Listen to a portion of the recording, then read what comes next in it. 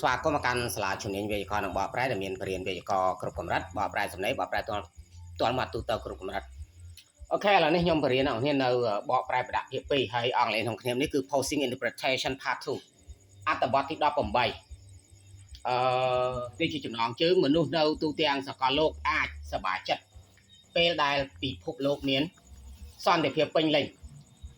ឡូវនេះខ្ញុំស្រង់ពាក្យមកបរិញ្ញាណា Lexicon ស្វៀកស័ព្ទចឹងពាក្យនៅក្នុងអត្ថបទទី18មានទាំងអស់15ពាក្យពាក្យទី1 full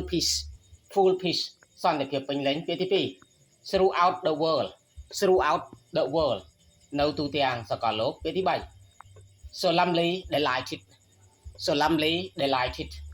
សប្បាយចិត្តឥតឧបមាពាក្យទី4 violence អំពើហិង្សាពាក្យទី5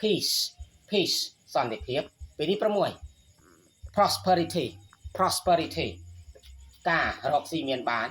ពាក្យទី7 relish ភាពសប្បាយរីករាយពាក្យទី8 revenge with ពោពេញទៅដោយពាក្យទី9 desire ប្រាថ្នាចង់បានពាក្យទី10 sake សេចក្តីសុខពាក្យទី11 all together គ្រប់គ្នាពាក្យទី12 often អានេះអាចអានបានពីសម្ដីអ្នកនរអាន often ក៏បានឬក៏ often ក៏បាន often ឬ often ញឹកញាប់ពាក្យទី13 each នីមួយពាក្យទី14 any country បកអំពីន័យអត្ថន័យទី1ប្រទេសណាមួយអត្ថន័យទី2ប្រែថាប្រទេសណាក៏ដោយពាក្យទី15 any person បកអំពីន័យអត្ថន័យទី1មនុស្សណាមួយអត្ថន័យទី2ប្រែថាមនុស្សណាក៏ដោយហ្នឹងហើយអ្នកនរគ្នាអញ្ចឹងខ្ញុំបាន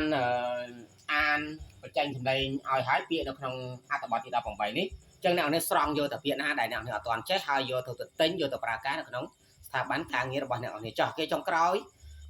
ជូនពរដល់អ្នកនរនេះជាសិស្សរបស់ខ្ញុំទាំងរៀនផ្ទាល់និងរៀនតាមអនឡាញទទួលបានជោគជ័យក្នុងការសិក្សា